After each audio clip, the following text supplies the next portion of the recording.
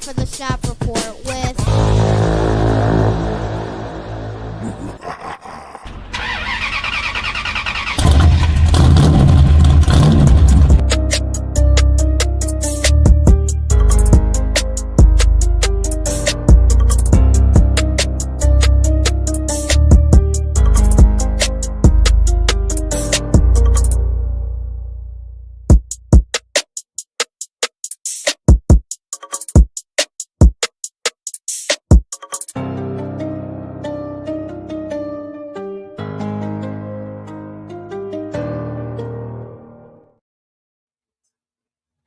What up, though? This is the Shop Reports After Dark show. And I, of course, am your host with the most, none other than Double J. And I'm going to bring my guy, D Gully from the CO Lum Bus, to the stage. Talk to me. What's going on? What is going on, people? What is going on? We out here reflecting upon a great week of college football. If you're if you didn't have a bye week or you're Indiana. Unbelievable. Yeah, so right now we're rehashing it by way of NCAA Game Breaker 2001. And I can tell you right now, me manning the Ohio State Buckeyes is looking about like he did on New Year's Eve.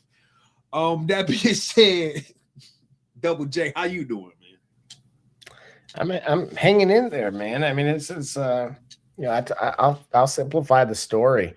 I went to Fort Wayne in 2003, and of course, given your regional programming on a Saturday afternoon, IU was on the television. Yeah, and they still had the kind of that old school AstroTurf on the field at that point in time. And I remember saying to myself, it's kind of sad that they'll never be good. Like, to me, it was more so like in the sense of that the blue blood, right? The climate of how teams became powerhouses. And it used to bother me, like, this is right on the heels of a run that Urban Meyer would have with Utah. right. And, ultimately everybody would leave for the better opportunity. Right. Peter Green. Pete's haven't heard a peep from O State fans since Wednesday morning. Been quiet, ain't it, Pete? Real quiet. No, I said what I said, Pete. Remember what I said, what I've been saying, Pete? What we've been dealing with? What happened? Now, in the case of Ohio State, I'm suggesting that let me back up for a second. The extended rest is a primary catalyst for why the top four are now 1-7 in the expanded college football playoff format. The one exception being this year, being Indiana, who looks poised to run it all.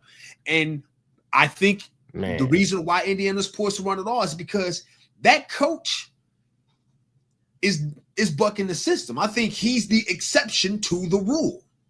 In all three cases this year, and the three examples of the bye week teams getting sent home early, I think the rest makes them lethargic.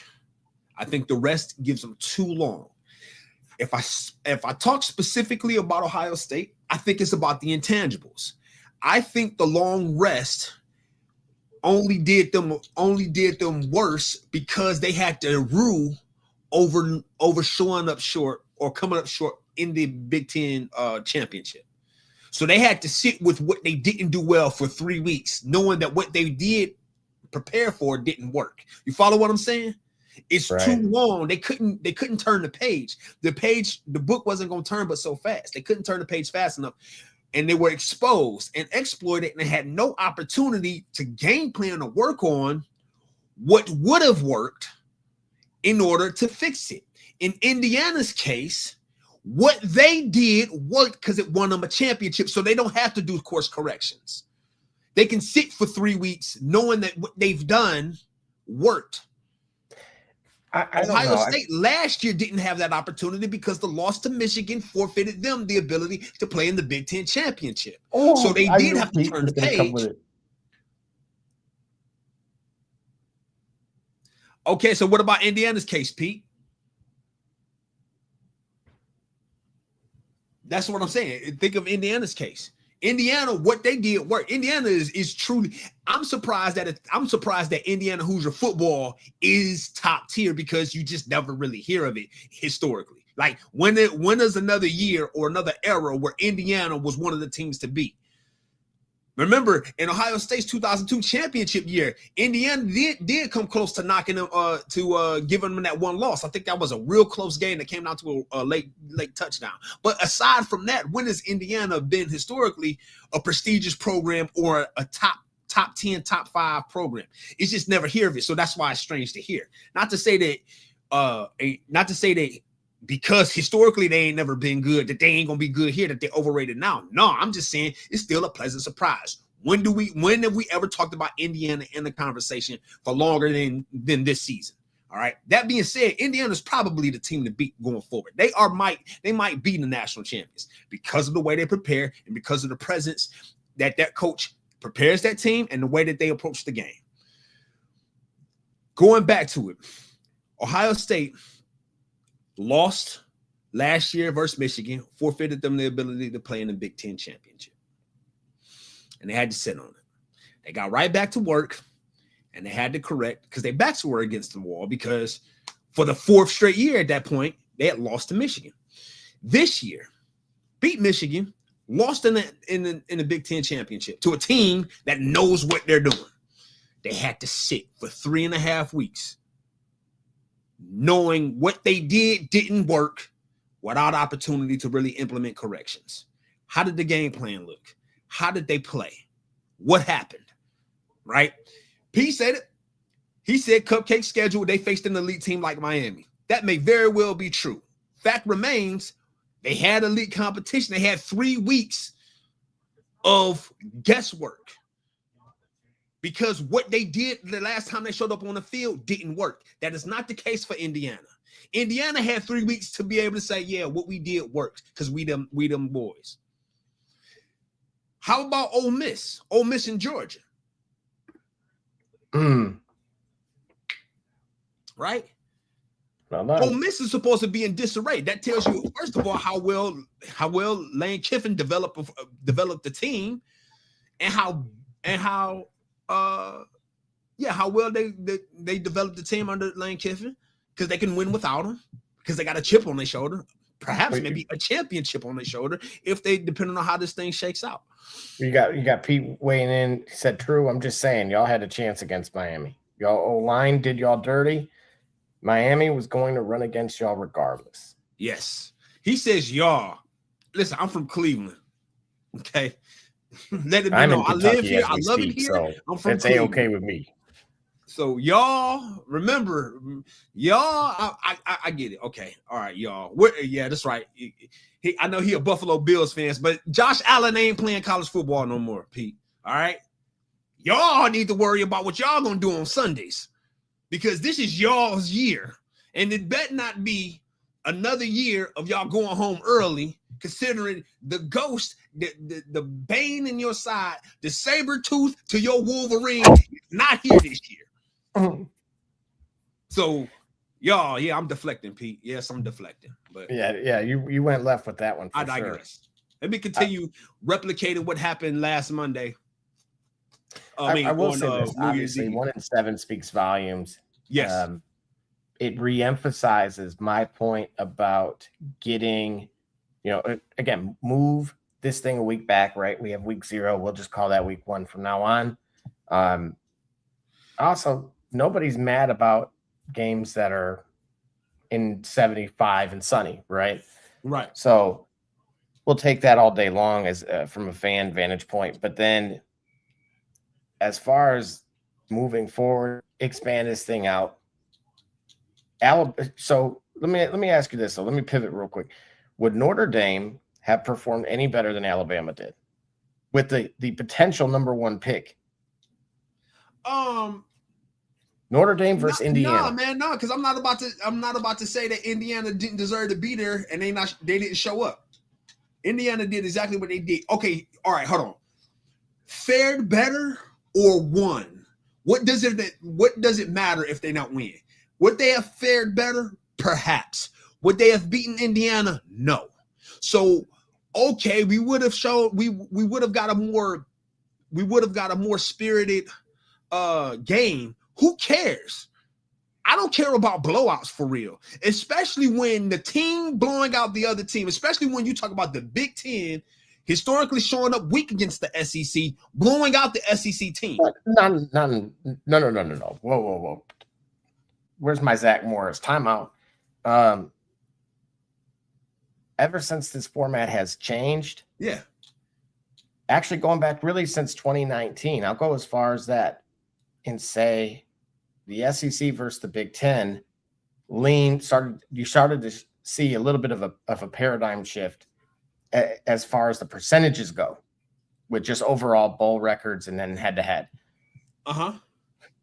Now, and this is something I said in August, I felt the SEC had a bunch of good teams, but they lacked great teams.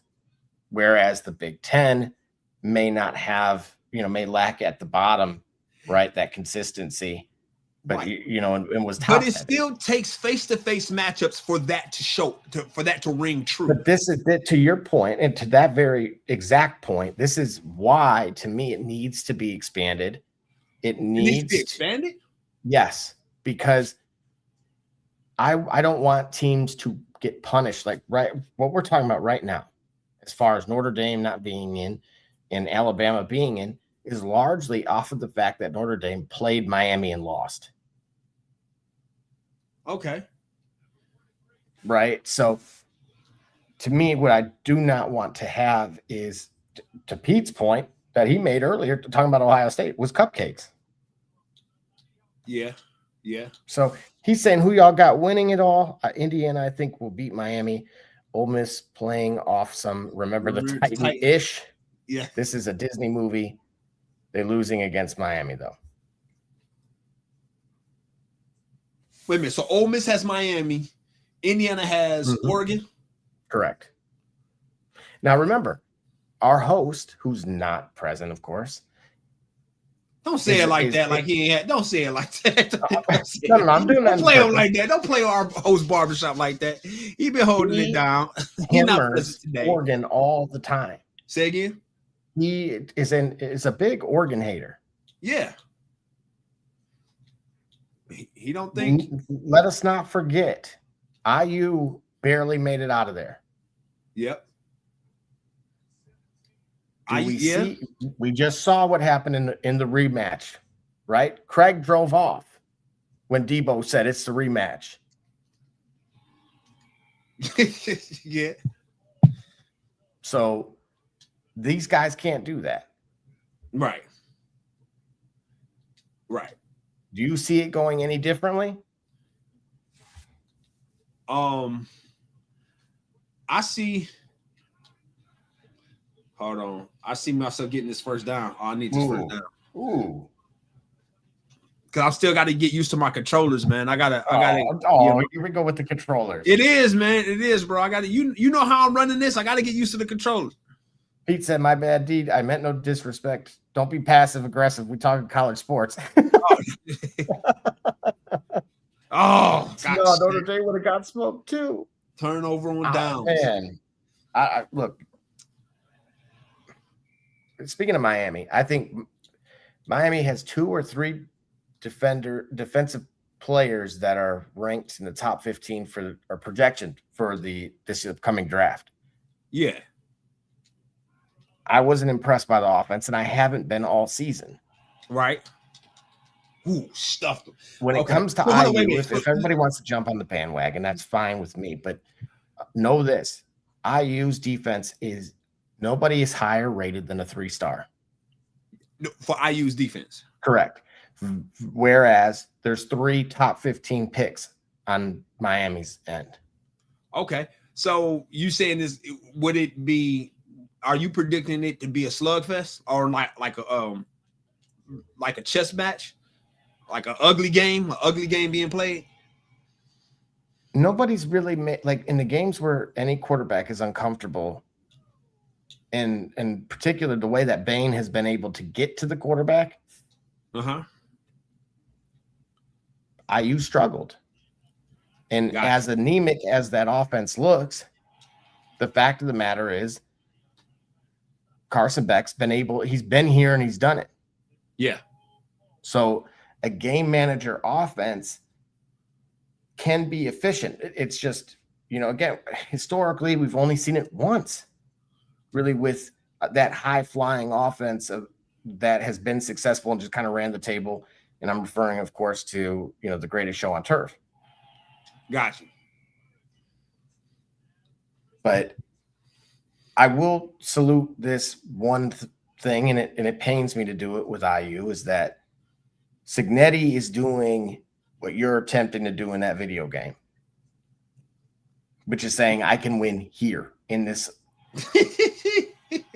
Otherwise, I did hold him to a field goal.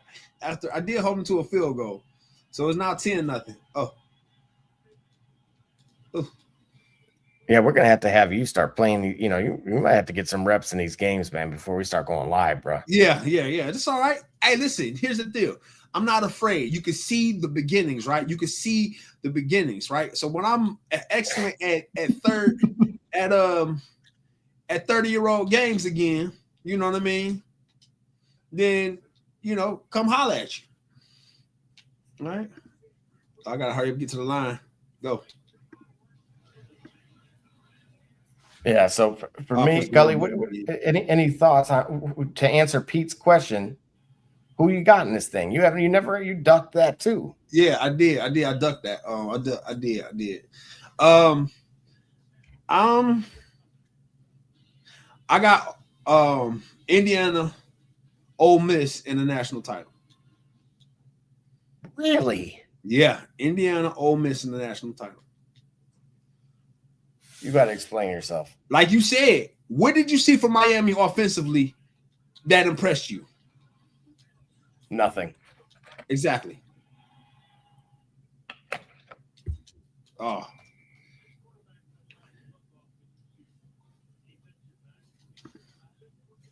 But what about the defense? Defensively. Hold on. Let me try to get this together. I need to make some stuff shake. Oh. I did press the wrong button. A halfback toss. I just pressed the wrong button again. I keep pressing the wrong buttons. It's 4th and 18. I'm doing it, bro, because I'm doing it.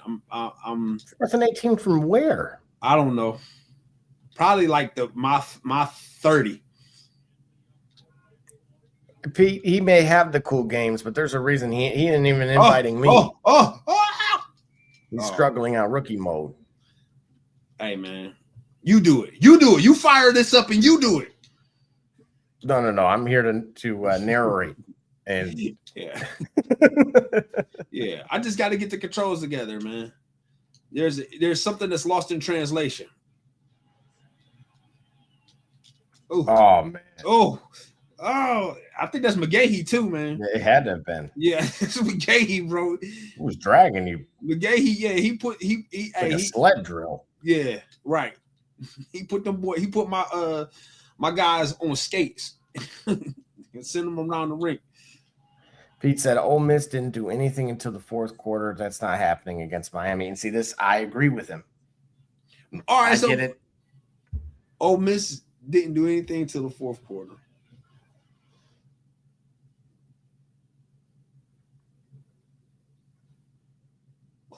So Pete likes Miami versus he like Miami versus who? Miami versus Indiana in the Yeah, Pete, who do you got? Wait a minute now. I think he's got Miami running the table. Yeah. We'll wait for Convenient. confirmation on that, but You see there's something a confidence there. There's a little bit of a swag and a chip on his shoulder here. That sounds familiar. Yeah. I'm just shocked when I have a feeling Barbershop J, however, if they do fulfill that, will end up with a national championship shirt or some kind of merch. Yeah, he probably he still got some back in these days when it was the U baby, the U. Oh boy, look, it was part of his online moniker and everything. The U. Oh man, you would have thought you would have thought he was on the squad, bro. You would have thought he played slot receiver for them. Oh, that's how much he was in the bag for them. And there's a reason we have Uncle Luke here. I'm terrible, bro. I'm absolutely terrible. Yeah, we're gonna have to find you another game, bro. I just got to get this controller right. There's a translation issue.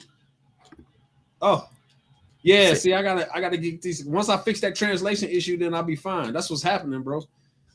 So, contrary to what we thought, Pete said, I said Indiana will beat Miami. See, so he's going with it's the offense. I mean, I think they are a complete team, but the Saban, the aspects of his recruiting, like now that I got a little bit via an interview that I had seen with him about kind of the intensity and kind of understanding their background and their motivations, their whys, right? Right. I know that's something Coach Prime had mentioned prior or in the past as well. Fourth and 8. Oh, fumble. Go, pick it up. Go. Yeah. On 4th and 8. Got it done. Got it done. I don't even know what I'm doing, bro. Oh, he picked So let's see. In 2002, what was that final? Or was that? Let's see. Put him on the back. Yeah. Oh, we cooking now. 17-0. We cooking now. See, Pete, I'm going more that type of score, 31-24 type of score. Heavyweight bout. I think offensively, IU they have a ton of weapons, and they have depth at the running back position. The fact he was able to do that as quickly, like he's got his JMU kid as the backup, and he looks great. So I just, I don't know. Based on what I saw, and for me, I couldn't tell you, between the two, but 31-24. 31-24, Miami. Y'all, but you saying 31-24 Miami? You know how much it pains me to potentially say that the school that's a rival to my school is going to be a national champion? I don't know if I can say that. I don't know why you can't say it. I got cracked. Look at this. Bam! Ooh, I got cracked. Oh, yeah. Oh, yeah.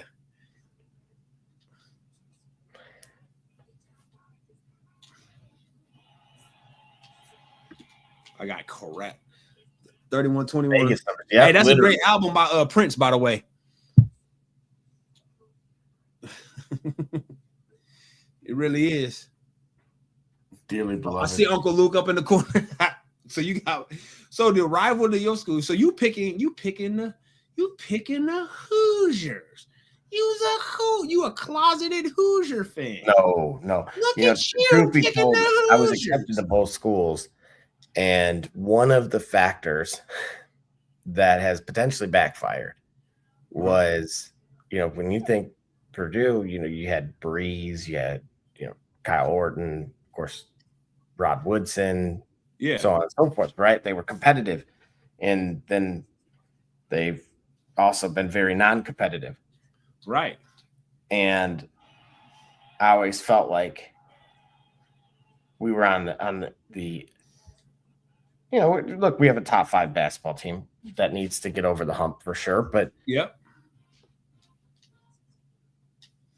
I never imagined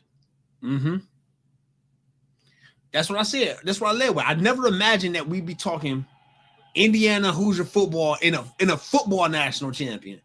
You would sooner in any given year, you would sooner tell me that Hoosier basketball would be there. No, in my opinion, we can't say they suck. If they're No, the we national can't. champ, no. At that point, it's got to go. At that point, we need to say we suck. Does that friend share the same mirror as you, Mrs. Alva? Oh, the friend? Yeah. Does the friend share does the friend share the same mirror?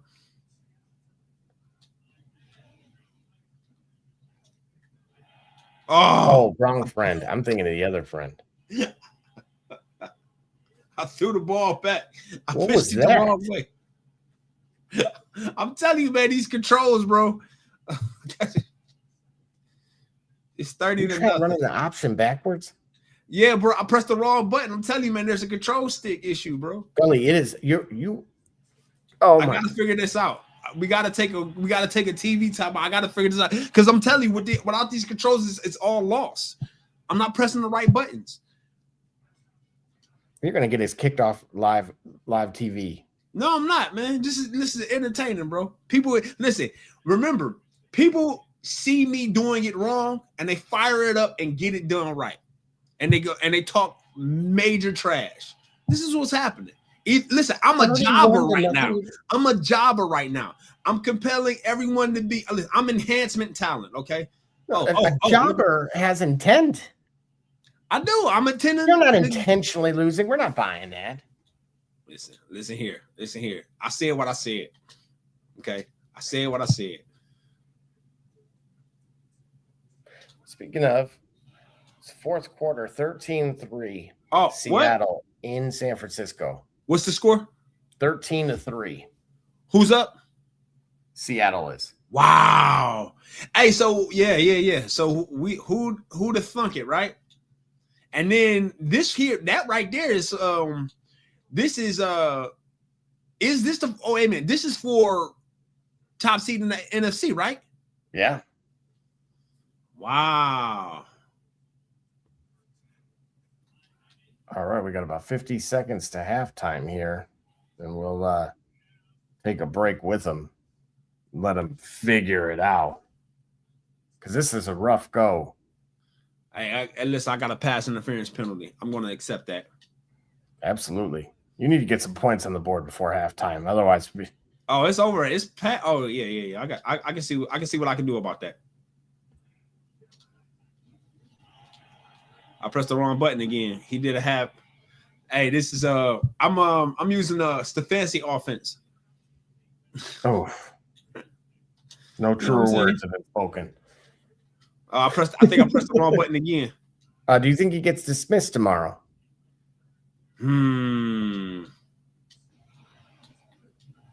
Oh, go. Oh. Does he get dismissed after tomorrow? Mm-hmm. Yo, they made him pick old boy, so maybe not.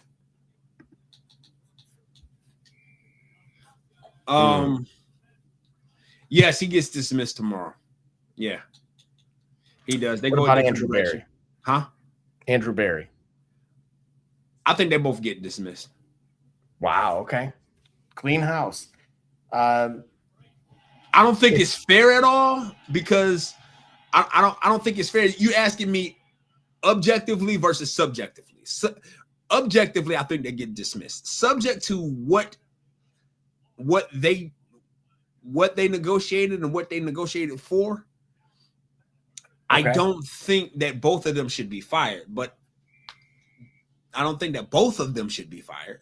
I think if you move Stefanski, that makes sense, and you keep the GM, but then so much of it looks bad that you want that clean slate. Somebody's like, I think Andrew Berry is more of a casualty of that.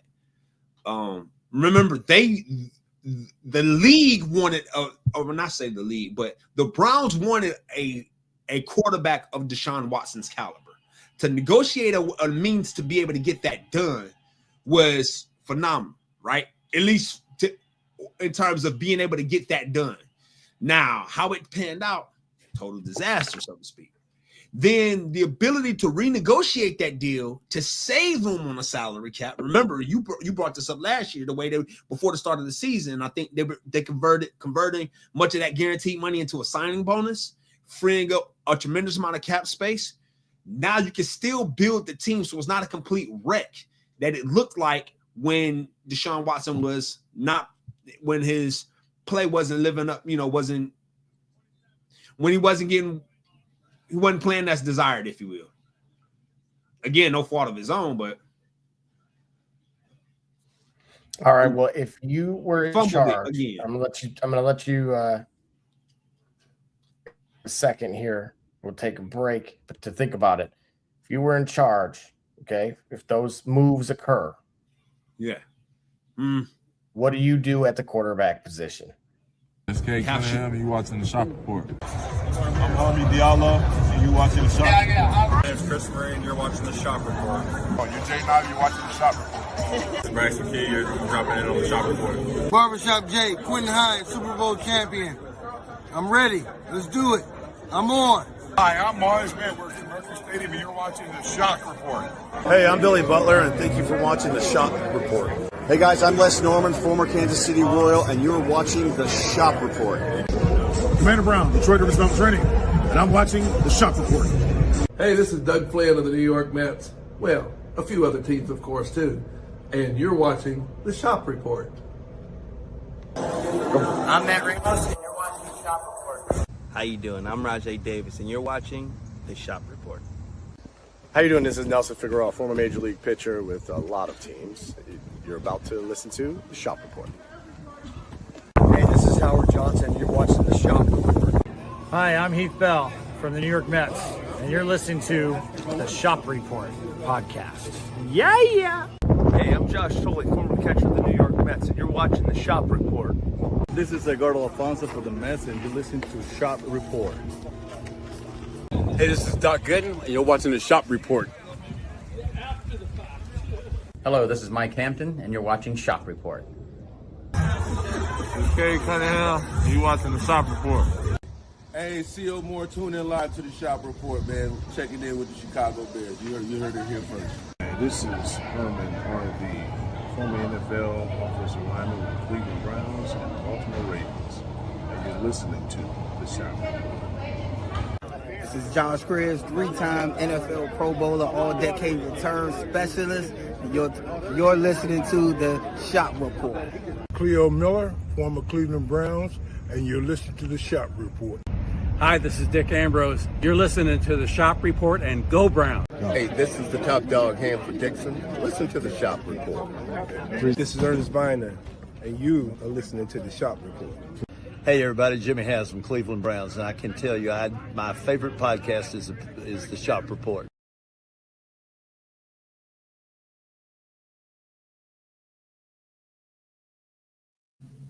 That's right. You heard it here first.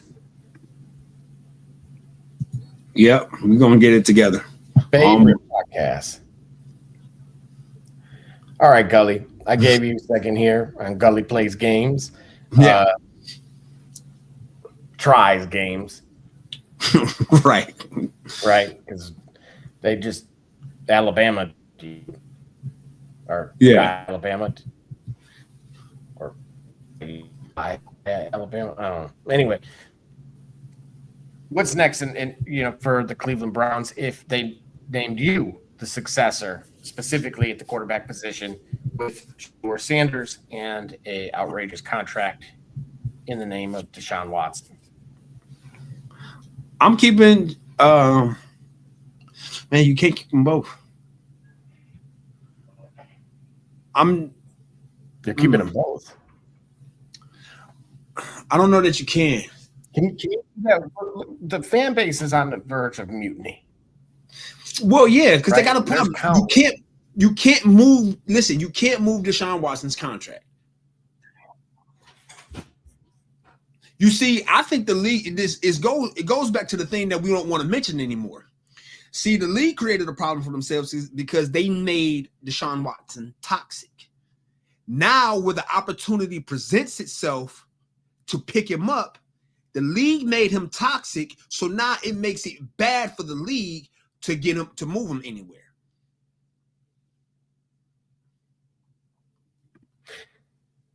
So if you could cut him, right? Leverage the fact that you're paying 5th round money for Shedeur and essentially bite the bullet to some capacity.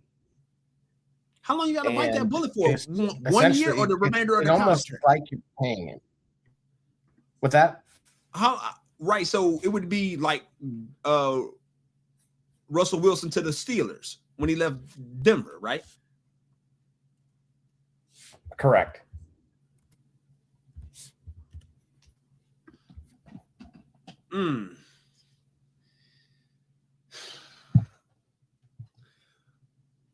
Well, yeah, I mean, you know what, you have to, you would have to do something because,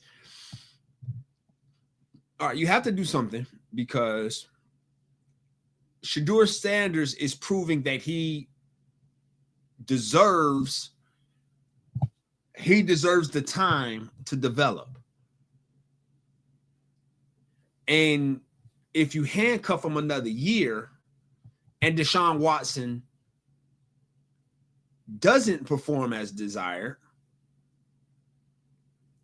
then you've really set your franchise back even further. Stating the obvious. The hard thing to do would be to move Deshaun Watson.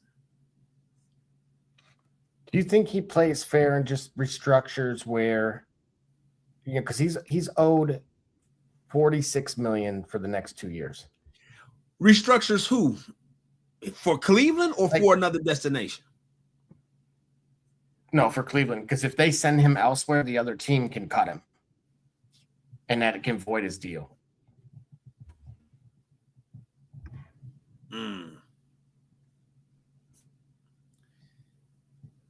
Well, if he restructures, that only helps the franchise, right?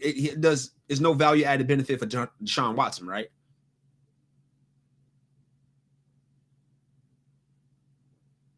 Now you look sleepy, Double J.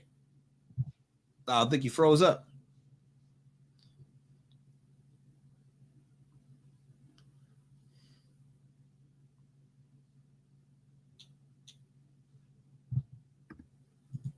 Repeat.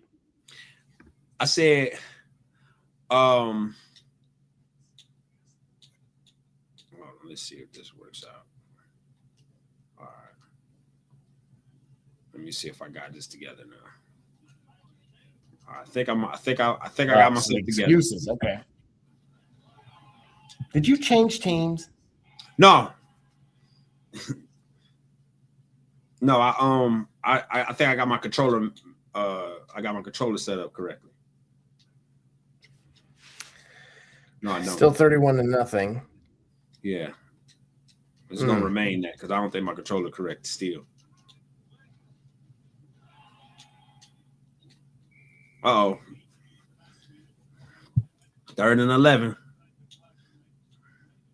3rd and 11. But no, there was no value-added benefit for Deshaun Watson. Restructuring. Yeah. Boy, oh boy. I would say this.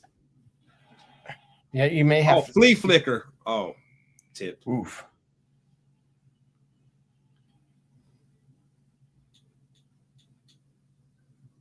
You know, this game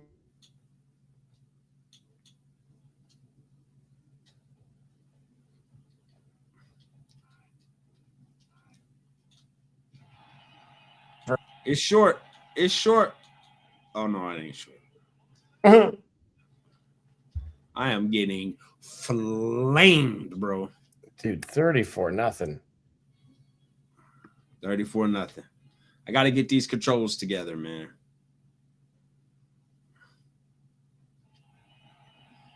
Once I get these controls together, once I figure it out, then I'll be fine, bro.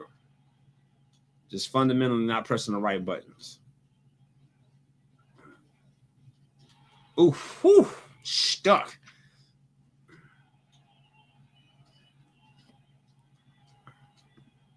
All right, here we go. Let's see what happens.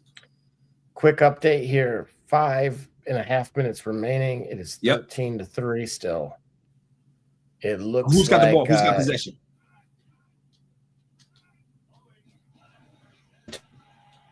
looked like they were in the red zone. Looked like they were going to score a timely interception. Ooh, it's a dogfight. And what happened? Can you give us an update about Tampa Bay versus Carolina? That's right. Tampa Bay was victorious. Really? Yep.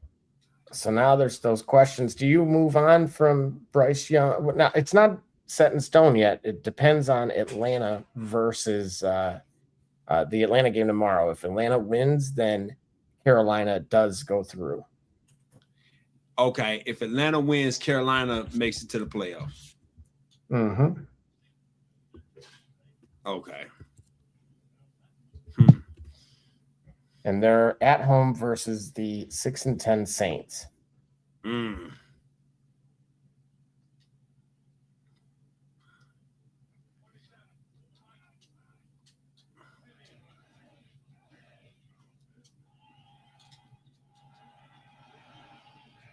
What a catch. What a catch. What a circus catch. No, why would Tuesday? I don't know, man. This is second season, right? For Dave Canales? For Bryce Young. No, this is like year 4, dude. This is 4 for real? You sure about that? Mm-hmm. Oh no, it's got to be, because that means so wait a minute, or is this his third? Because Chase Daniel's second. No, this is Chase Daniel's second year. Chase Daniel. Yeah, from Washington. I mean, you know what I'm saying? He had a phenomenal rookie season last year, right? So this is Jaden Daniels. Jaden Daniels. Chase Daniels. The quarterback from Missouri. My bad. Years and years ago. Sorry. This was year 3 for Bryce Young and year 2 for Jaden Daniels. Yeah, year 3 you move on from him after year 2? At the year 3? Nah, man, you don't. You don't, because you already on the cusp of a playoff, right? True. You're already on the cusp of a playoff. As tough as that division is, I don't think you move on from them. I think you give them another year, because I think they can build on this.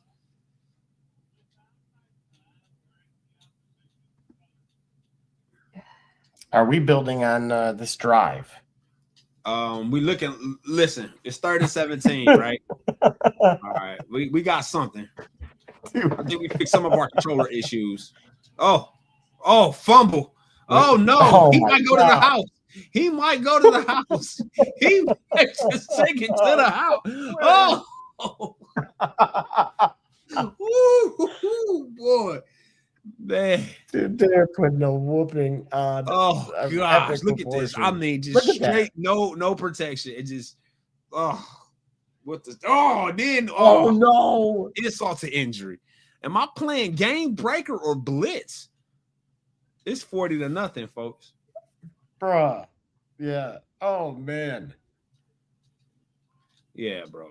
My control sticks ain't. I'm telling you, man. Once I fix these controllers, man. I don't. You need to fix that offensive line. That's the controller for that. Look, man. Listen, we're gonna get this together. I promise you, we're gonna get this together.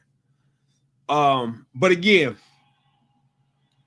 we're gonna get this together sooner than the CFP will fix the scheduling issue. Well, no, I think they might fix that. I think this week 0 situation may in fact come.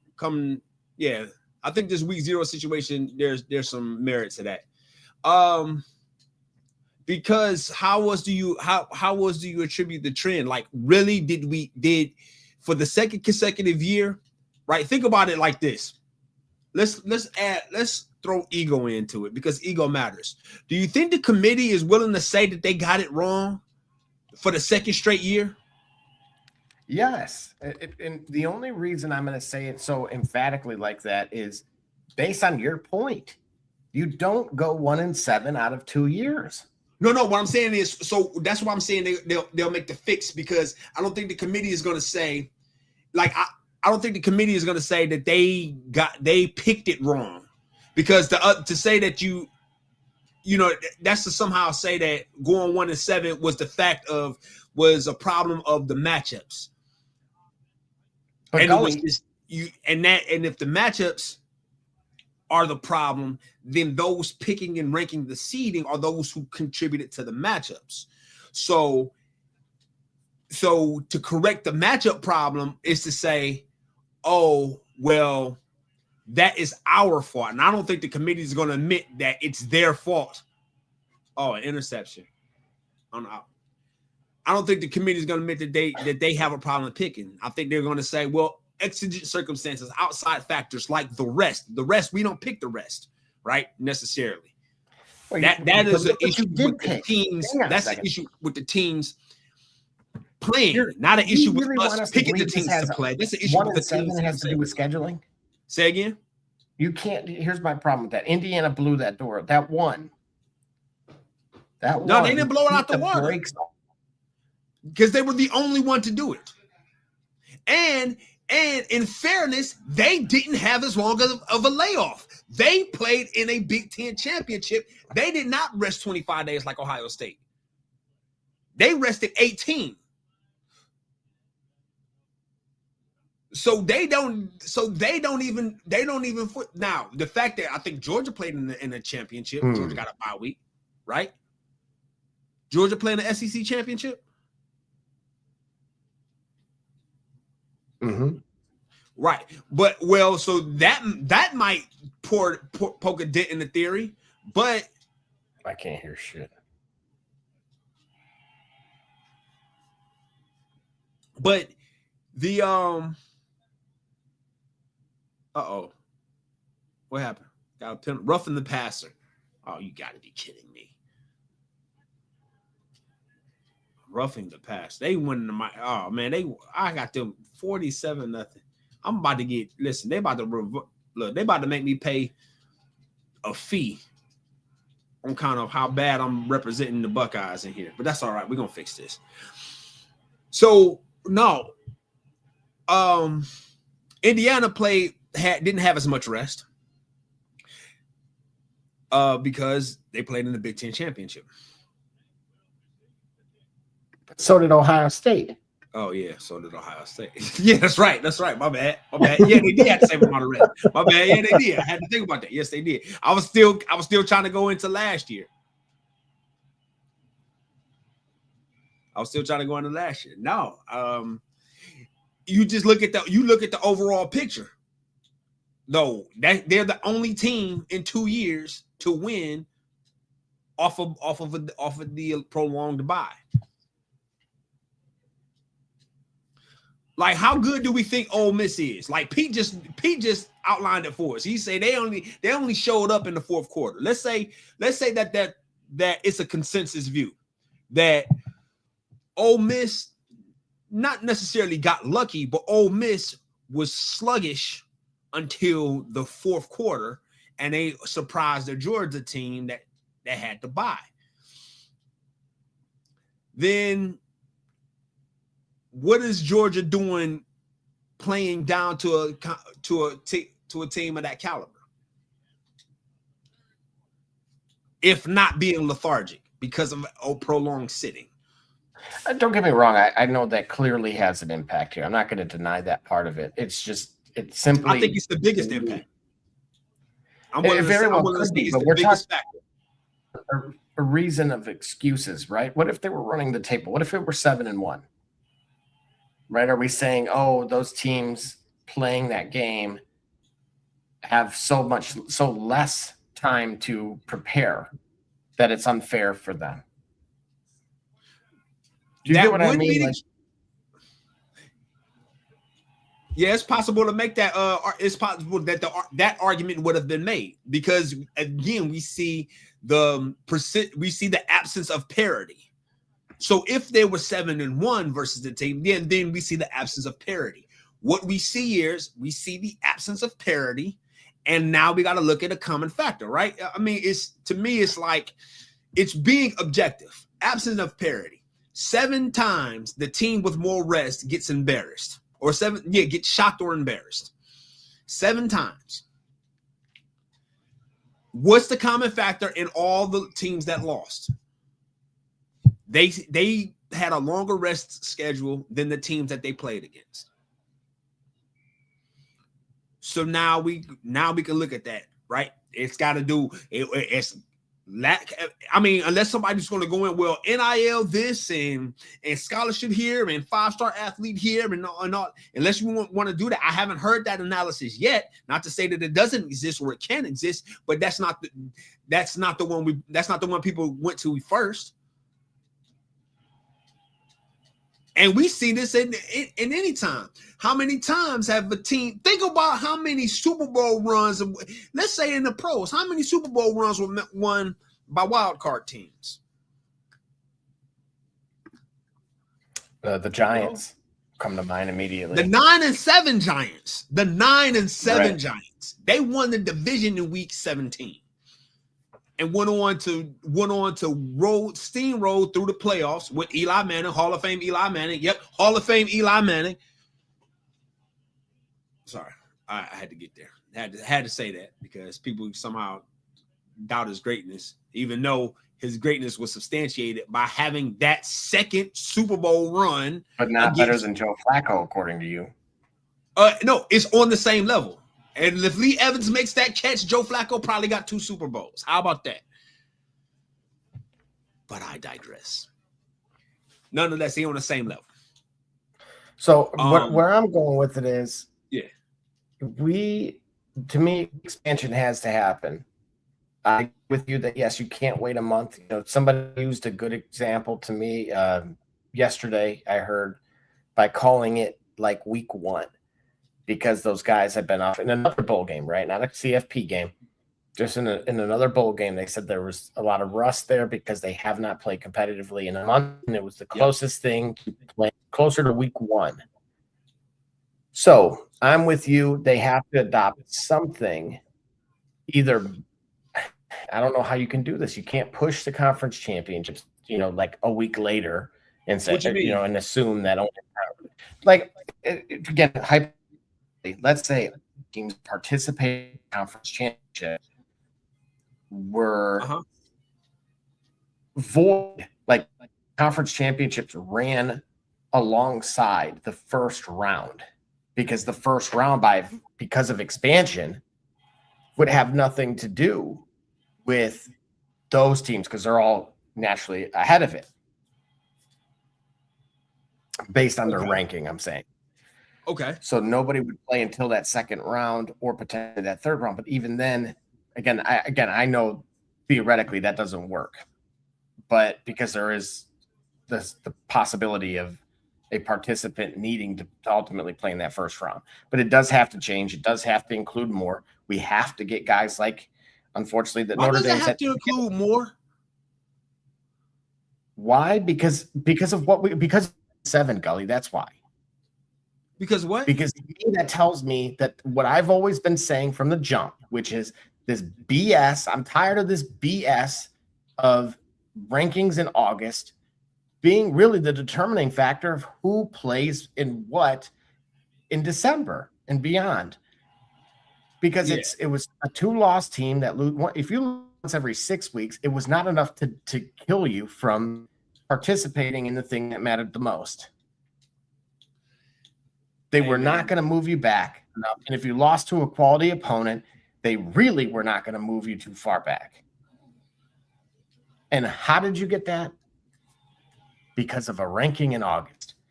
And what does our host say? Well, what's the ranking in August mean? Yeah, I don't like. Yeah, it is. It's all potential. So should there be no rankings until the first month of the season has elapsed? Yeah. Well, Because but you got to start somewhere though. Excessive celebration. The power. Yeah, I agree. You do have to start somewhere, but we're not going to get wholesale changes. You know, by getting to 8, less concerned about the number. You know, what number am I before late? You get what? Yeah. Oh gosh. Oh my. Oh my. This is terrible. Now, how bad will we be ranking you after this? 51-0. This game is over with. They might put up 60 on me. I still got a minute 32 left. Oh no. Oh my gosh. And with that, I'm gonna take a commercial break. Yeah, we out of here. We're gonna figure something out. Stop scrolling. Your perfect Frenchie is here. Redbird Frenchies in Kentucky has adorable pups from our newest litter, and even some sweet pups from our previous litter still looking for their forever homes. Don't wait. Visit redbirdfrenchies.com and bring home your new best friend today. This is Josh Cribbs, 3-time NFL Pro Bowler, all-decade return specialist. And you're listening to the Shop Report. Cleo Miller, former Cleveland Browns, and you're listening to the Shop Report. Hi, this is Dick Ambrose. You're listening to the Shop Report, and go Brown. Hey, this is the top dog, Hanford Dixon. Listen to the Shop Report. This is Ernest Biner, and you are listening to the Shop Report. Hey everybody, Jimmy Haslam, Cleveland Browns, and I can tell you my favorite podcast is the Shop Report. Private parties at Legacy Adventure Park. What all do you get? A personal guide to lead you through the day. A private shelter with your gear prepped for gameplay. Shuttles to and from 7 of the best fields in the state. Safe zones to watch the gameplay risk-free. And all the food, drinks, and gear to keep you in the game. Book your private party today at Legacy Adventure Park. All right, just like that, we were back. We got some technical going now. See if Gully can do a little bit better here by going even further with rewinding the clock. Gully, how you feeling with this one? Oh yeah, I feel confident. With Jerry Rice. I feel confident here. Oh no, I don't know. Roger Craig, still not a Hall of Famer. Yeah, it'll never make sense to me. It'll never make sense to me. He ruined their legacy. Oh, and look, he fumbled. Oh my God. Clip that. We gotta clip that. Yo, we gotta clip that. I did not make that happen, folks. So we gotta clip that. Yeah, we gotta clip that, Double J. Oh, all right. Now we got Gully on the defensive side. No, I'm the San Francisco 49ers. Oh, okay. There we go. Well, you know, pardon me because of how you performed in the last game that I assumed if it was a negative result. Look here. Whoa. Look here. Whoa. The bomb to John Taylor. Ooh, yeah. John Taylor. I was supposed to. I pressed the wrong button. Yo, that's my new excuse. Here we go again. I pressed the wrong button. All right, it is gone final. 13-3 is the final score. Seattle wins the division. Wins the division, and do they secure home field advantage? I believe so. So now that should open something up, I believe, for the Rams, who were planning on playing their starters anyway. Yeah. But now they have even more incentive when historically Sean McVay has actually done the opposite. He sat his starters when seating was available. What does that say to you, Gully? It doesn't matter where we play. I want my guys to be as healthy as possible, and I love the confidence on it. But that's no. I'm saying that's what he used to do, and now he's going against that. Well, if it's the opportunity to get wait a minute, so they won't be able to get number 1, right? They can't get 1, but they can be 5 through 7. They can be 5 through 7. Correct, which means basically 1 home game in the wild card round. Okay. They're under no danger of missing the playoffs, right? Correct. They clinched. Yep, they'll be in. It's just where. All right, they get. So do you want to date in Philly, or do you want to play potentially Tampa or Carolina?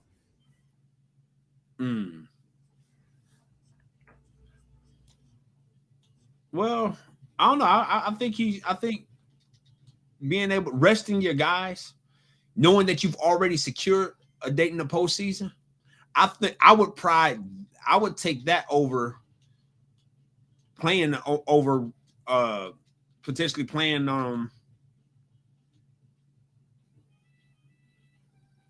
playing them now just to pick a spot in the in a wild card round.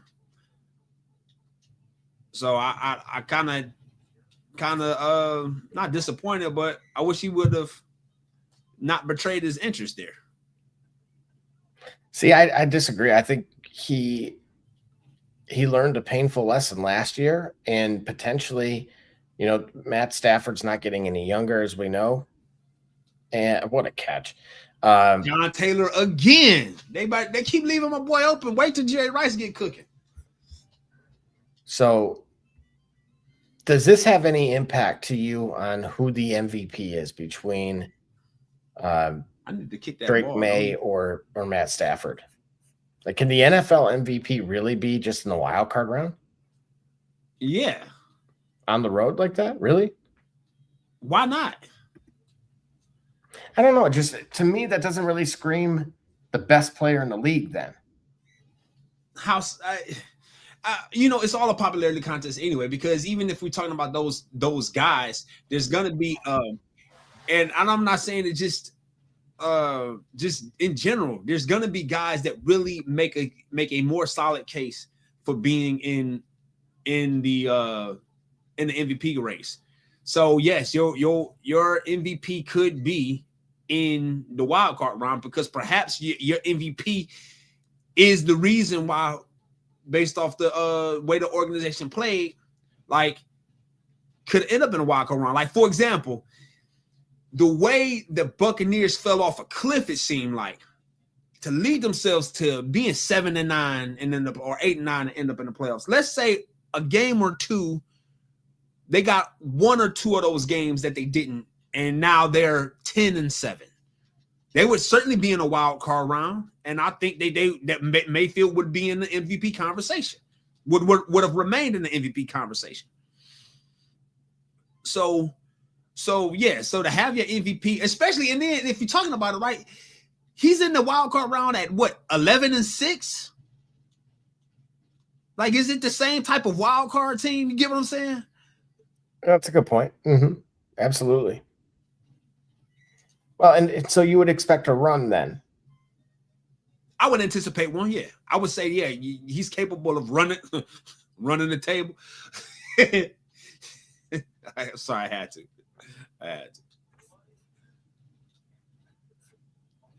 Yeah, I don't disagree. Ronnie Lott with the hit stick.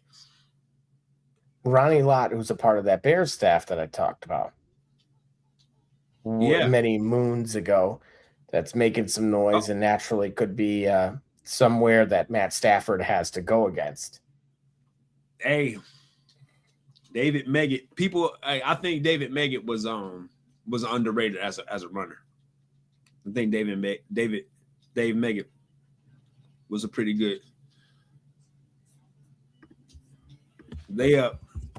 It should be 14-14, but I missed 2 extra points because I forgot the mechanic here. It's different than Tecmo Bowl. Oh. And unfortunately, it looks like Dave Meggett is unfortunately incarcerated at the moment. Oh, I'm sorry. But as far as his stats, You know that. Hey, listen. Let's have a life moment real quick when it comes to that. And then we can cue this off, and then let's have a life moment real quick. So you say Dave Meggett? Can you verify that first of all? That Dave Meggett it's verified. It's he essayed. That's brutal. No, what I mean by that is I recognize, like, because I was thinking about this in the car the other day. You know, Dave Meggett and SA is a vastly more depraved offense than, let's say, the character issues that people have with one actor who was a former SNL cast member and former cast member of another NBC show. What a diverse cast. I'll just say Chevy Chase. Like the episode of Community where LeVar Burton guest starred, and he didn't want to meet LeVar Burton because you never want to meet your heroes. I understand that now, because when you meet them, you're forced to recognize, you're forced to face the parts of him that you don't support, and it creates a conflict through the parts of him that are worthy of support. Dave Meggett was a great football player. Dave Meggett, the person. Yeah, and you have, and then now I have paused by saying Dave Meggett was a great football player, because Dave Meggett also did this other thing that I don't follow, I don't rock with at all. So, like one said, R&B musician who has the greatest catalog in music history. So we have to be able to, at some point, have enough intellectual integrity to be able to continue to showcase where a guy was good at an area that I'm talking about, versus because I think he's good in this area, I'm absolving him of I'm absolving him, or I'm endorsing the other parts of him that are not good. No, we got to be able to say, I'm talking about this aspect of a person. And I can continue to talk about this aspect of a person if I want to make an example. Because maybe, let's say somebody has a running style like David Meggett. All right, there are two options here. You could find a running back that ran like David Meggett that don't have depravity in their background. All right, cool. That means I got to do more homework. Or I could just talk about how David Meggett was when he had a Giants uniform on, because that's the only part of David Meggett I know, is when he played football on Sundays for the New York Giants, among other teams. I don't have to.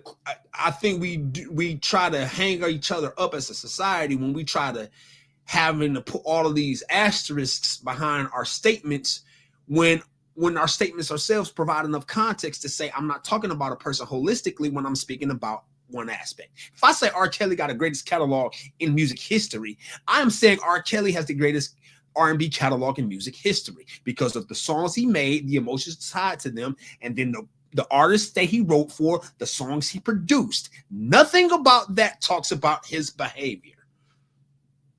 Because I don't know R. Kelly personally, so I kind of got an advantage where I don't know him personally, so I don't have to face the duality anyway.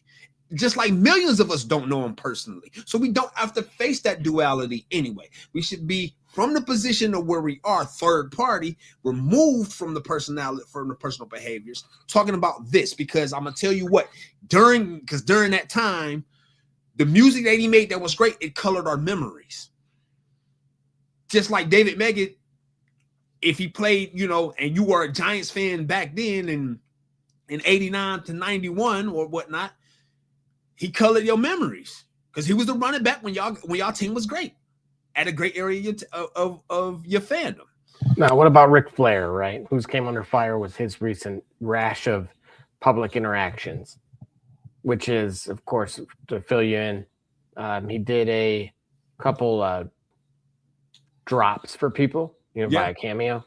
and one was about congratulating essentially a guy for getting married, and he proceeded to say how that was a big mistake. And then another, he did a meet and greet, didn't acknowledge the guy whatsoever, was talking to somebody else, not even, again, like a staff member, signs the autograph, but never even looks at him. And then he says, just stand behind the table with him to get the picture, where he just kind of is like this.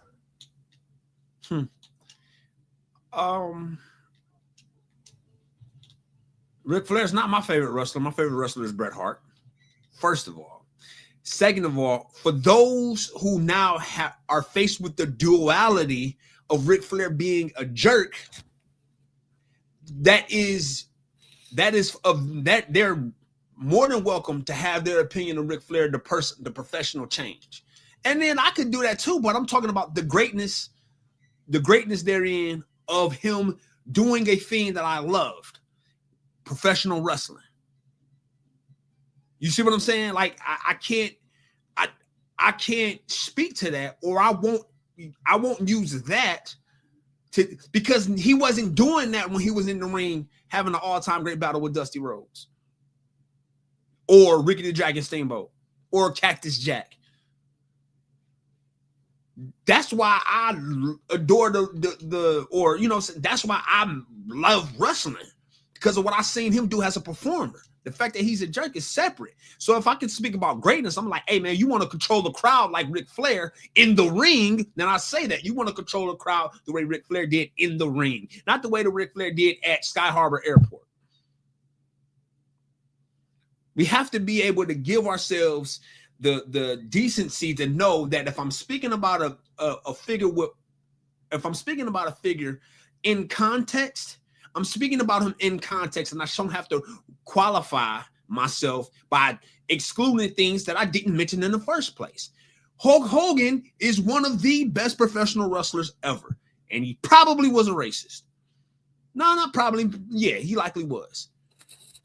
And he was a politic, and politics ruled a lot, and he put himself in certain positions. But inside the squared circle, his persona and he positioned himself such that when the lights shine, he made them brighter. Say what you will about him.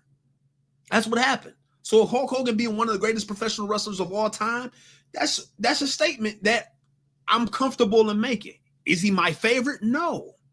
But is he objectively a figure to move the needle of sports, of sports entertainment? No question. We would be dishonest to say so, even though he's a racist, or he was a racist, or whatever, however you want to call it.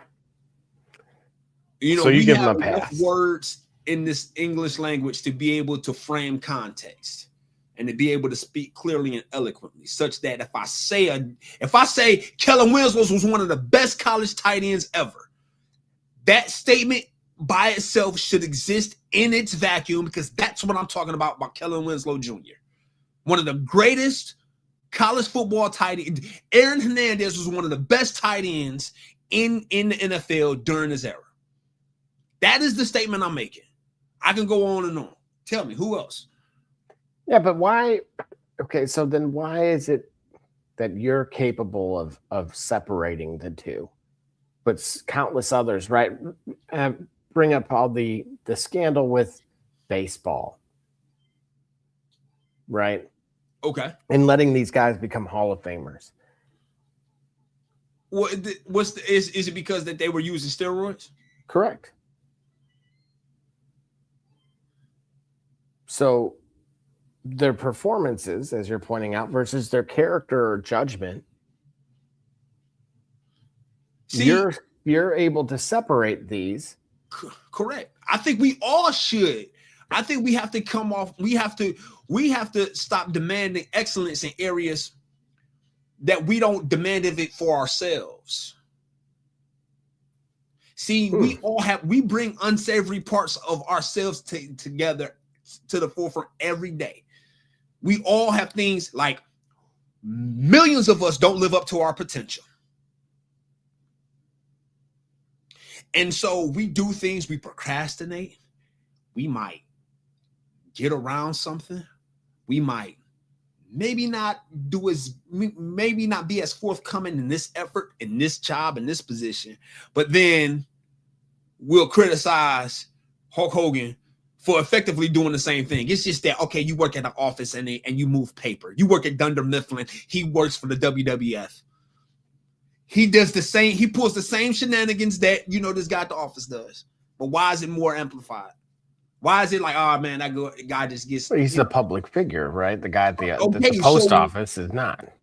Okay, right. So because he's a public figure, now we get to ridicule his unsavory shenanigans, even though you got a guy that you co-work, that you eat lunch with every day, that's done the same thing to get his promotion. But you don't really care about that. You don't not mess with him. You don't not eat with him at the lunch table. You don't not celebrate the potluck or whatever else. But Hulk Hogan, because he's public, he do the same thing in his arena, in his job that this guy does. So I can't say, Hulk Hogan had a great match with Andre the Giant. Great storytelling. I can't say that because of whatever else he does that I don't have nothing to do with. That I did not submit as the reason for his greatness. Remember, I'm not suggesting that everything that you see about these guys are the reasons why I think that they're good or great.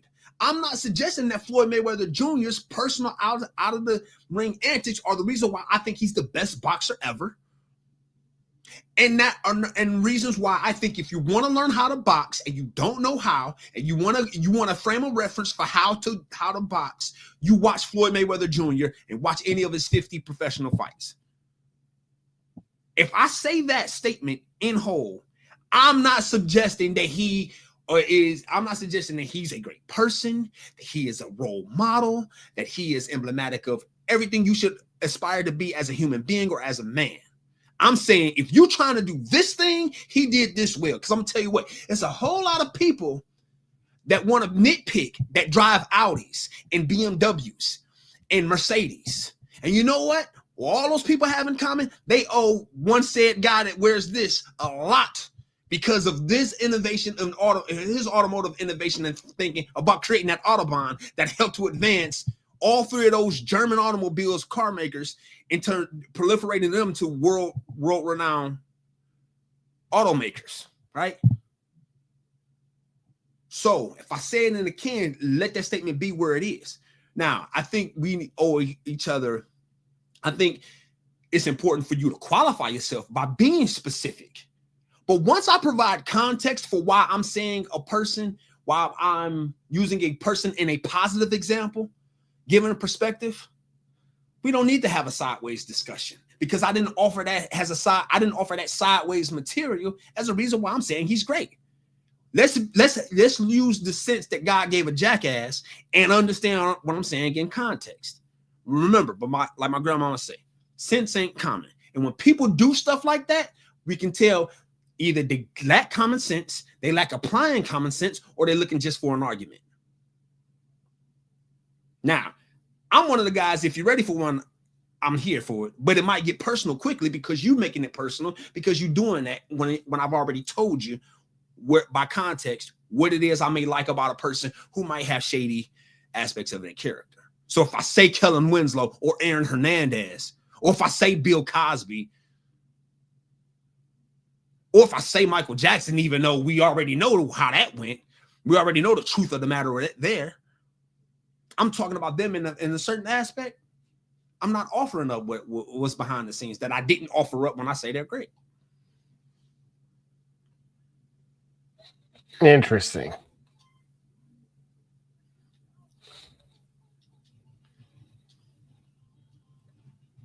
Oh, let's see. Roger Craig. All right. We get back to it. Hold on, let's see, man. Oh, good job, John Taylor. I got to get Jerry Rice involved, man. I got to get Jerry Rice involved. Yeah, but you got a good thing going. It looks on that side of the field there. It's been there all day. Yeah, it has been. It has been. So let's see something here. Hey, take me down for a second. Mm-hmm. Mm-hmm.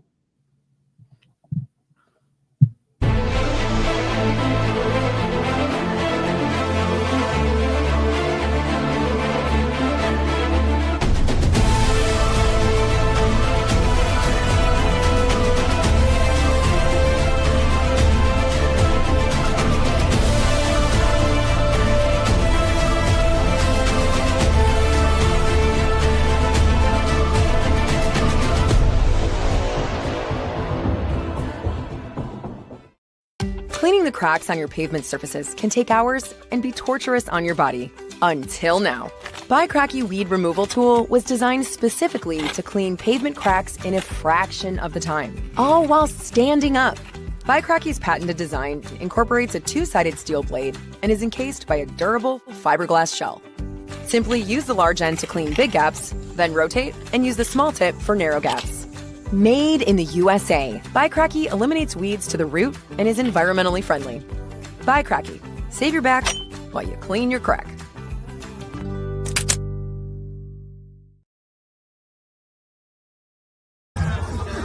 Cade Cunningham, and you watching the Shop Report. Hey, this is Doug Flynn of the New York Mets. Well, a few other teams, of course, too. And you're watching the Shop Report. Hi, I'm Heath Bell from the New York Mets, and you're listening to the Shop Report podcast. Yeah! Hey, CO Moore, tune in live to the Shop Report, man. Checking in with the Chicago Bears. You heard it here first.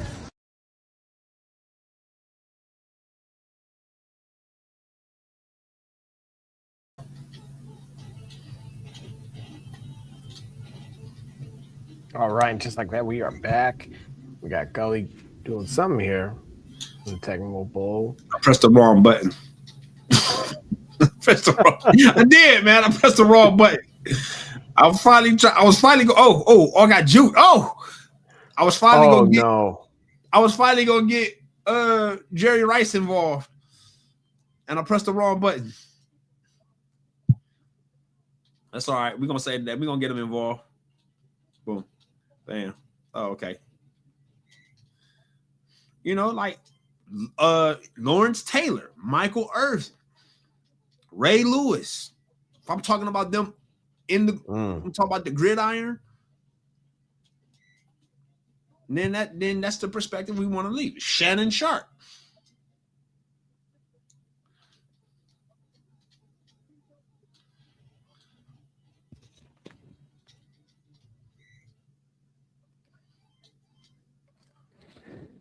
You got another one I can name? Oh, there's unfortunately, there's countless others, right? But how much of that has to do with traumatic brain injuries as well, right? Chris Benoit. Well, you're just gonna forget ripping the Band-Aid. No, you're right. Get the Band-Aid, bro. Oh, I need a touchdown. Matt Barr. Oh, I hated this because by the time Matt Barr he had left Cleveland. Matt Barr was our guy. And he had left Cleveland. All right, let's get Jerry Rice involved.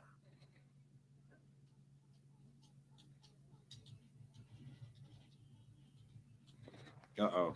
I don't think I can. Uh-oh. Oh, Joe Montana scrambling. Joe Montana with 15 yards. Let's try it again.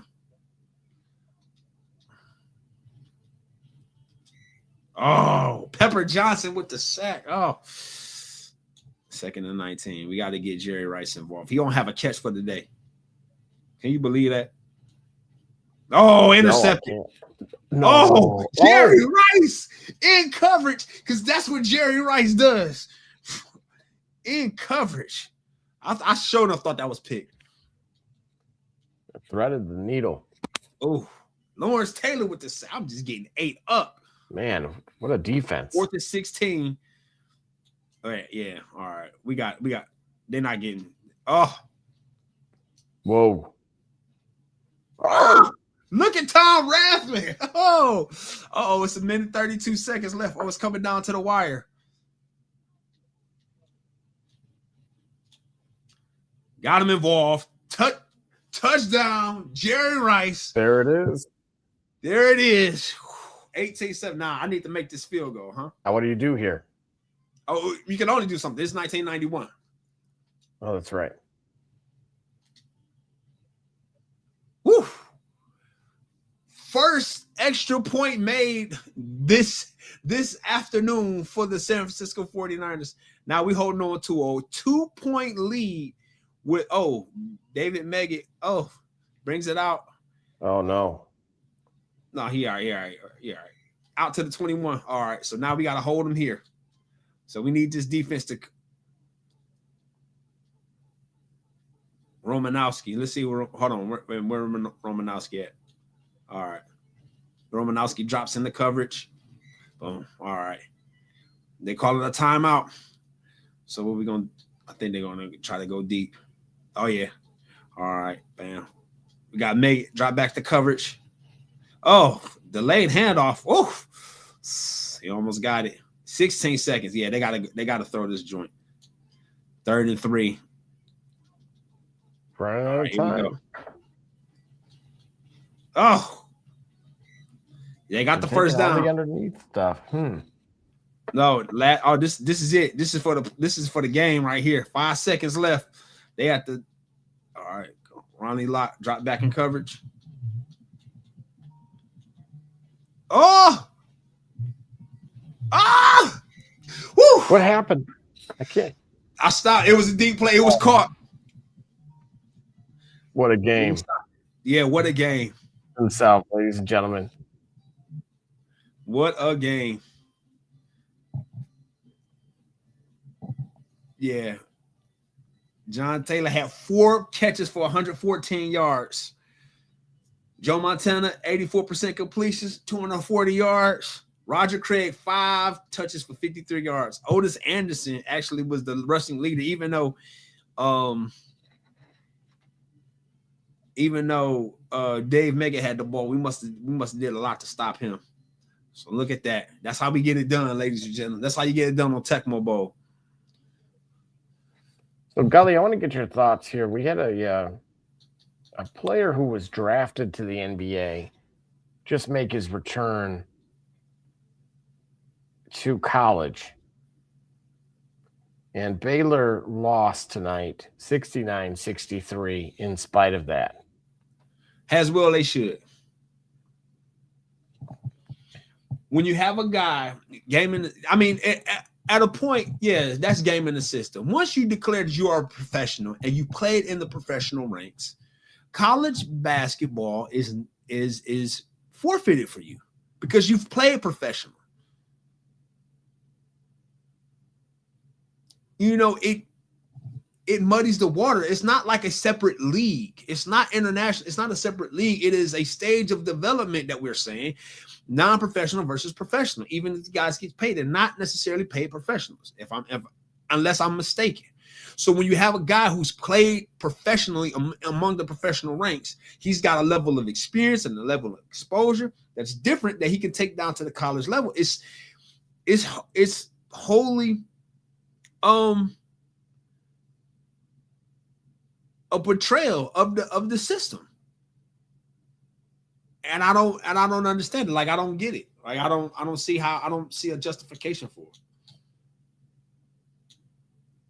Yeah, I mean, I completely agree. I think this is where I'm almost at a point where I think the NCAA is intentionally allowing it in order to maybe get what their desired outcome would be, which is some kind of true governing body above themselves to intervene, which I am torn on that as well. But this is where I think I draw a line in the sand. I'm cool with everybody getting paid.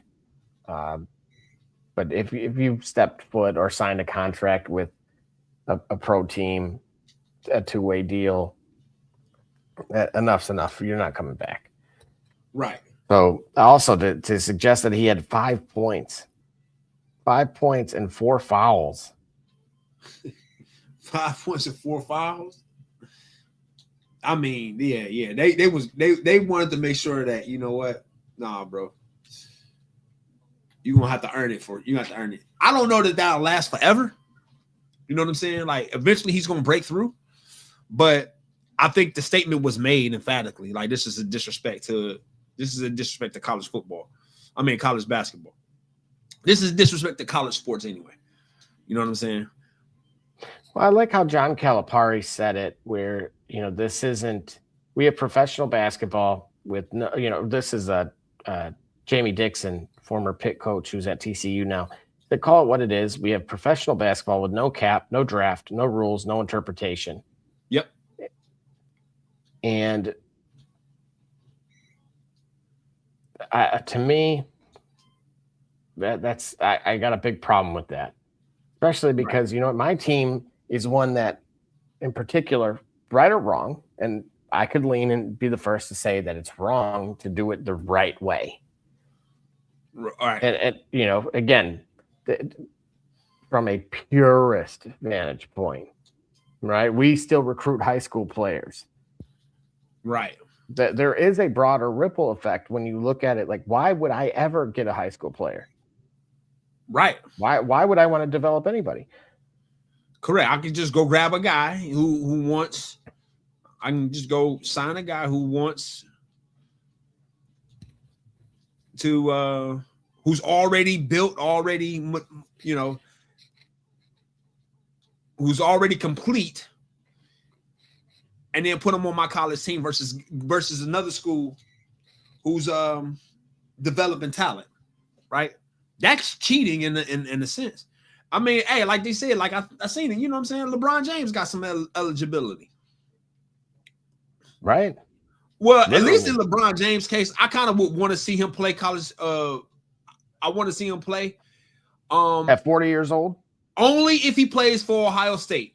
And the reason why is because all them damn jerseys that he sold, and he never played college football. He never played a day in college. It'll just, legitimize those jerseys. I ain't never seen it. That's the biggest farce ever. That's the biggest Mandela effect, revisionist history ever. But I mean, hey, more power to him. Oh, I think I missed this one. Oh, I got it. Yeah, we're dominating right now. Pete, I don't know if you noticed that I picked the Buffalo Bills, and I'm the Los Angeles Raiders. Hey, I got a question for you. Who's the biggest cheat code in video game sports? Is it really Tecmo Bowl, Bo Jackson, or Madden 04 Michael Vick? No, it's Bo Jackson. It's not even close. I don't know, man. I think it's closer than people think. Michael 04, Madden 04 Michael Vick. I mean, all right, let's see if I can. All right, man. Okay, here we go. This is Bo Jackson right here. All right. I'm gonna take it all the way back. All right, in the end zone. Let's go. I did it wrong. I didn't. Hey, but listen, look, we're gonna run it out though. Watch what Bo Jackson does. I'm 2nd and 77. Bam. 2nd and 77. Up. All right, that's all right. We on 3rd and 68, 3rd and 58, 3rd and 55. Oh, even with the blitz. All right, that's all right. We're gonna get it together. On 4th and 62. 4th and 64. Watch this. 4th and 64. Oh, yes. 4th and 64. He's gone. Oh, no, he's not. He stopped at the 50. Oh, maybe I ain't that dude. Or maybe my 04 Michael Vick might be a bigger cheat code. Michael Vick can't go back 50 yards like that and do what you just did. But the game engine couldn't. I mean, but he could. Listen, bro. You couldn't put a spy on him. You couldn't put a spy on him because if you put a spy on him, he just running straight for him and then he gone. Plus, he had a cannon. And low key, Thurman Thomas was that dude on this game too. I ain't even bothered to tell you.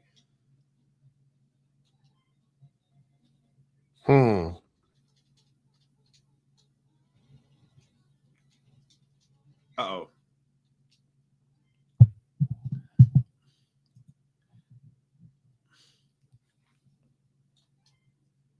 Let's see. Yeah, when we get these controls together, we're going to be back at NCAA Game Breaker for sure. Got him. Oh. Maybe I didn't. Aaron Wallace. That took a lot to bring him down. He was like Superman. No, they're going to miss this field goal. I'm going to get there. No, I ain't. But he ain't going to miss it. That's way too far. Oh, never mind. He got it. Scott Norwood. If he had done that a year earlier, history might be different. I'm sorry. I kind of really wanted the Bills to win that Super Bowl versus the Giants. I really did. The fact that they went to 4 straight. 4 straight, man. Went 0 for 4. Like, that's brutal. Because I really didn't see them. I really didn't see them losing to Washington, and that was just amazing to me. They lost to Washington the next season. Yeah, that was the one I really kind of. That should have been the one that, if you could revise the history. Yeah. Yeah. I'm going for it because I'm. But do you notice though the NFC East, right? Because what 2 of those are the Cowboys. It's all NFC East. It's all in. Yeah. That entire 2 of those was the Cowboys, and and the Giants and the Redskins. The only team didn't get the divisions were much bigger, but the Eagles didn't get none of that, and they had Randall Cunningham. Why'd he jump? Oh, Andre Reed.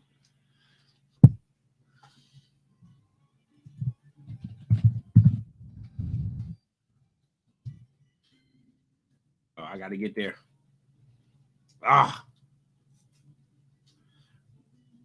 Oh, it's a competitive one. It's heating up. It is heating up for sure.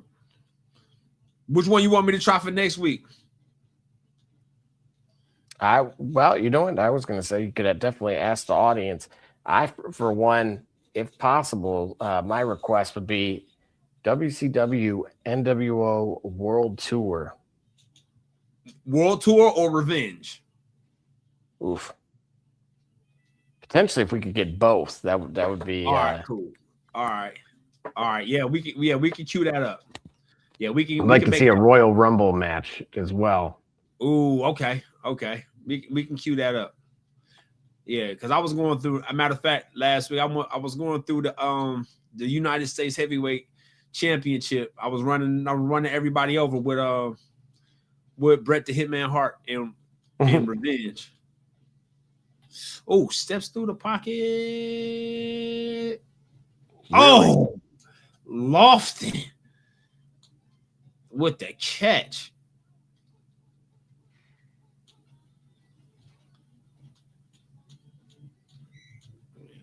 Yeah, Ricky Ellison. All right, cool. So we'll get some WCW NWO Revenge and World Tour. You know what's crazy about World Tour is that as great as the game was, the characters wasn't height proportion. So like the Giant and Rey Mysterio was the same size. Even though they had a significantly different moveset, they was the same size. That to me was crazy.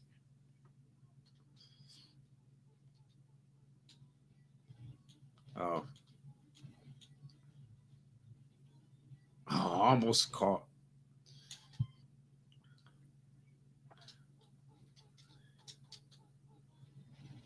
Let's see what we got going. What a catch. Andre Reed. It's tied up. Let's see if I can get this stop. Oh, no. I'm down 17-16. With 2 minutes left. 2:45 left in the third. So which was the better game then? Was it Revenge or was it World Tour? Because it was first.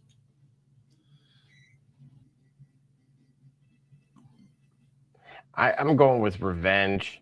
I think on the success of the one. Yeah, Marcus Allen. What a duo, So, right? Was it a better sequel than the NHL 94?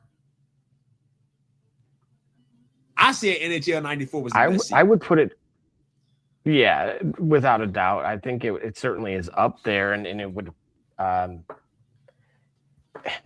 those different venues, and just to me, you had Bash at the Beach, you had Sold Out, right? Starrcade comes to mind, right? So, and then of course, as I mentioned, the volume of characters and the ability to adjust the factions, is just absolutely incredible. Yeah, that's true. You could adjust the period of time. faction. And then you could play for those other titles. That was a neat thing to me, to be able to play that, to be able to get like an IWGP. You know what I'm saying? That's right. Yeah. Yeah. That was huge, man. That was. Think about that. That was a completely different promotion. Right. Can you do that today? The answer is no. It's not. TNA's not in there. They're not adding TNA at all, even unless it's fan made, right? But it's not natively built into future WWE titles. No, it would be downloadable content, and see what I'm saying? Like that's not the same to me. Well, right? I think it is. I think downloadable. We didn't pay extra for that, huh? We didn't have to pay extra. No, you didn't have to pay extra for it, but in terms of authentic, if you will, or official development, even if it came down the line versus, let's say if it was the user mod community that did it, it would be like, that would be sort of cool too, but it would kind of miss the point of what we're saying. I think if it came later, because remember, the thing about these deals are that deal or that negotiation to be able to get TNA or AAA came during the middle of a production season, right?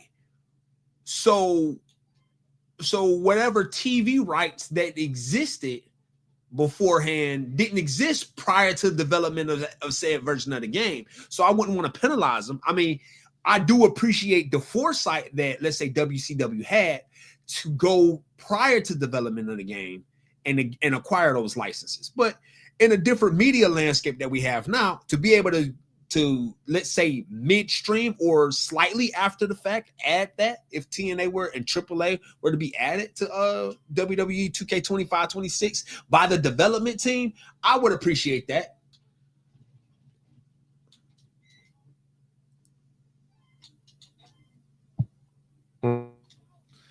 Let's see if we can get Thurman Thomas Thurman Thomas been low. Oh, he been cooking. Oh no. He like Bo Jackson, who he ain't the only one. Let's see if we can stop this kick now. I picked the wrong guy. I gotta find Howie Long. He's still a beast in there.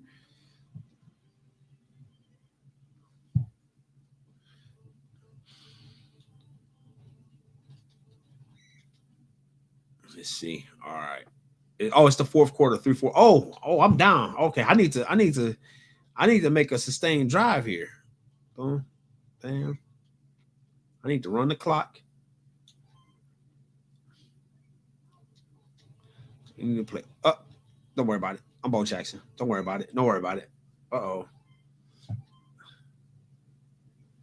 I need this first down. I got it. Don't worry about it. I got it. Yeah, run the clock down. Here we go. Let's see if we get Tim Brown involved. Maybe not. Jay Schrader. Oh, all right. Cool. I'm good with that. 2nd and 10. Bam. Oh. Uh-oh. 3rd and 9. Look, here come the blitz. Oh, we at 4th and. Let's see what we're gonna do. Marcus Allen. No, we're gonna throw it 4th and 15. We got it. Oh, they read the play. Oh, incomplete pass. Oh, no. We need to stop. We need to stop. Oh, no. We need to stop. Oh, my God. Are we going to end the night with the win? Oh, no. Oh, no. He broke it. He could go. Dude, I thought he went out of bounds. He did go out of bounds. Oh, no. We got to stop. Hold on. We got a challenge. We need to stop the clock. Under 2 minutes. Is there a booth review? Can we get some help? No, this is 1991. Oh, stop the clock. Oh. Yo, they cannot score a touchdown. Looking. Right. Incomplete. 53 seconds. Oh, boy. All right. We cannot allow a touchdown. We cannot allow a touchdown. Where's Howie Long?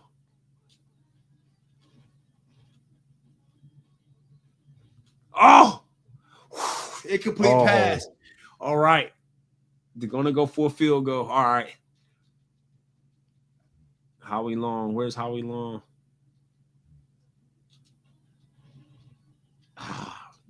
Oh boy, Scott Newell. Oh man. So here we go. 30 seconds left. Just down the ball. Just dive. Just dive. Oh, 17 seconds. What we doing? Whose hands we putting it in? Of course, we go. Put it in Bo Jackson hands. Let's go. Oh, and they read the play. Oh no. No, Bo Jackson again. 4, 3, 2. This is it. He could go all the way. Touchdown, Bo Jackson. Yes. A walk-off win. This is how you win a game. This is how you win the game.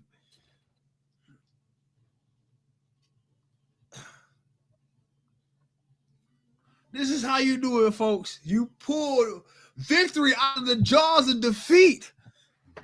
Yes, sir. A walk-off winner. With that, Gully, any final thoughts from you? Listen, 180. Listen, both Bo Jackson and Thurman Thomas ended with 181 yards rushing. Wow. Jay Schrader, I had 22 passing yards. QB Bills, which was Jim Kelly, had one catch for 22 yards. You mean tell me I only made one pass today? Got it done on the ground. That's all it needed. Final thoughts. Listen, think about that rest and rescheduling for the college football playoff in the era of constant expansion. Go ahead for it. I think 12 teams is enough. And I can tell you each passing year that I hear cries about an expansion, even though we have a playoff, it makes me miss the BCS all the more. And I never thought I would miss the BCS. I said that 10 years ago when the BCS was gone on a podcast. If you can go find it, we can archive it. We'll bring it up. But the Big Ten is legit, even if Ohio State doesn't show it all the time.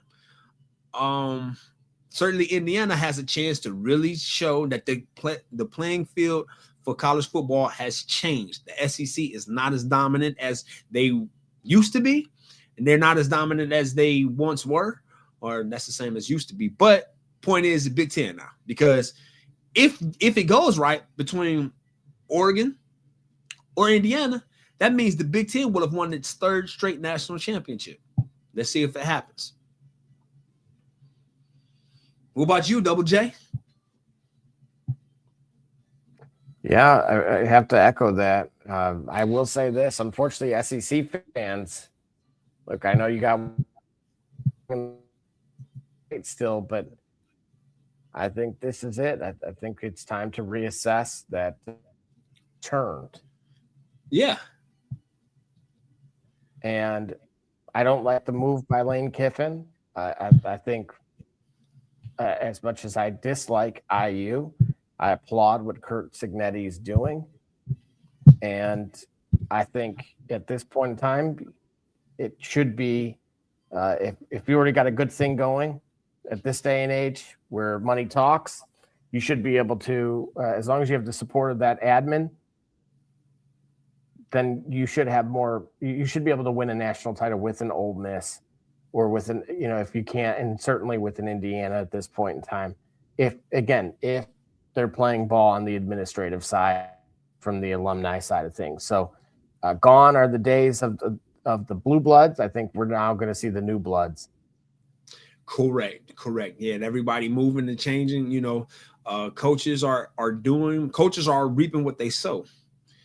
And even when Lane Kiffin, among others, trying to move, now you can see what it's like when you have players that are able to move with such freedom. The volatility that comes with that, and the lessons about, fortitude and staying in the situation and thriving, those lessons do ring true in some cases, but I don't think it is the only lesson to be learned here. I'll put it this way, and to make sense. Even in this era, I don't think that we know who Joe Burrow is if he remained at Ohio State. So in certain cases, the ability to move with freedom, the ability to have that option is as necessary as the ability to stay in the situation and make it work for you. Sometimes there's just an impasse. And I think Joe Burrow is among those situations where there was just an impasse. There was no way he was going to get the opportunity to deliver at that grand stage if he had not moved to LSU from Ohio State. I don't think that there are thousands of cases of Joe Burrow cases in college football. I may not think that there are hundreds, but there's certainly more than one, more than enough to substantiate. Sometimes this is the option to make. Perhaps I'm saying he's the exception, so we should not make it the rule, but the exceptions should be allotted. College football coaches have been able to make those exceptions for decades. I don't like the move that Lane Kiffin did in the way that because we understand what it means to recruit a player, to have a player get to a situation, to stay in such situation, and then there's upheaval. So yes, those are both sides of the same coin. My point is, only coaches have been able to exploit it, and it's always disservice to players. Now, with the landscape moving, now coaches are forced to have to experience what they've done, what they've been able to do for decades, because it's happening to them. So now we can get some parity. Now that we have parity in this volatility, now we can get some rules that benefit, that compromise both sides. So hopefully this chaos, now that both sides are able to wield such chaos, can bring true compromise.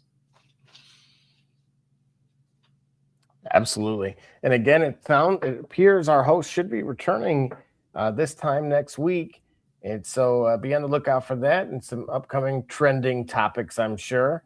Absolutely. And then potentially you'll see Gully and I somewhere potentially in between getting that world tour and or revenge as well. And like you say, so for our hosts, Barbershop, Double J, our guy, Brother Rich, and all of those in between. Thank you for supporting the shop.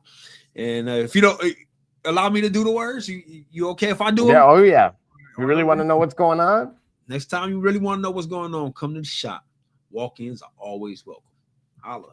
Holla.